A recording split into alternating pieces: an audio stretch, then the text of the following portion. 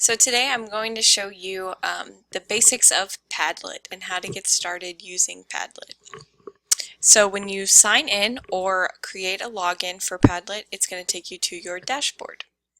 To make a new Padlet, you can go over here and look at New, or to see ones that you've already made, you can scroll down and it'll show you all the ones that you've made.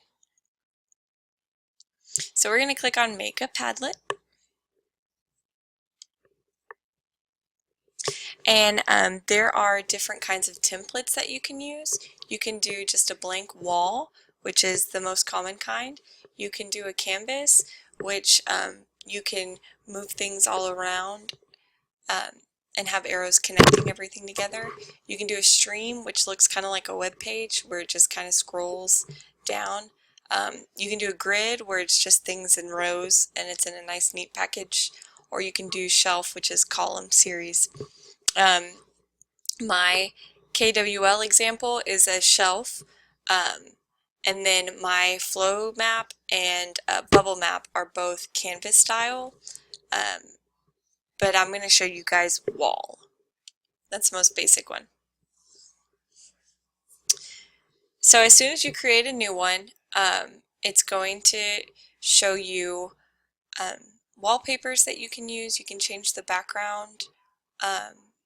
We'll just do a basic one. Or you can add your own. You can change the title. So this is example Padlet. And then you can add a description about what your Padlet's going to be about. You can pay, but you don't really need to. They have great features. And then you can pick an icon that'll show in the corner over here, just kind of so you can see visually, separate all of them. You can change to where everybody can contribute, but they have to be signed in into Padlet to contribute. They can add comments. You can choose the order of how posts are going to show up, and then you can add tags so that other people on Padlet can search. So you could search Teaks and find a ton of different Padlets out there. And then this is the actual web address to our Padlet. So once you've picked all of that, you hit next. And then you can pick your privacy settings. So you can make it totally private. You can make it to where there's a password, like some of my examples have.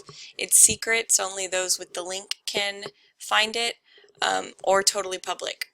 You can change the settings to where people can write, people can moderate, or they can read. And then you can email it straight to people. You can allow people to remake or copy, or not. What I like about Padlet is that every time you start a new wall, it gives you the step-by-step. So if you forget any of this, it will show you exactly how to do it. So let's start posting. So you just click anywhere and you can type. So this is an example title. This is an example text. And then I can move it anywhere within the Padlet. If I wanted, I could add a picture, and I can do a URL from the internet. I can pull one from my computer, or I can take one straight from my webcam. It can't access mine because I haven't given it access. You can add a video. You can do it straight from the web, choose one from your device or from your webcam.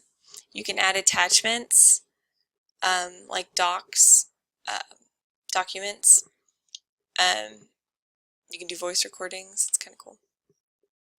So you can add anything so your students could upload examples of things. If you had some kind of discussion board or an exit ticket on their way out, they could upload pictures of what they're working on.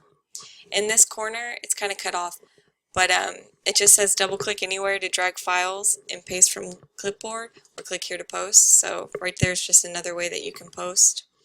The little trash can is delete. And this is the basics of Padlet. If I want to share it out, it takes me back to the privacy.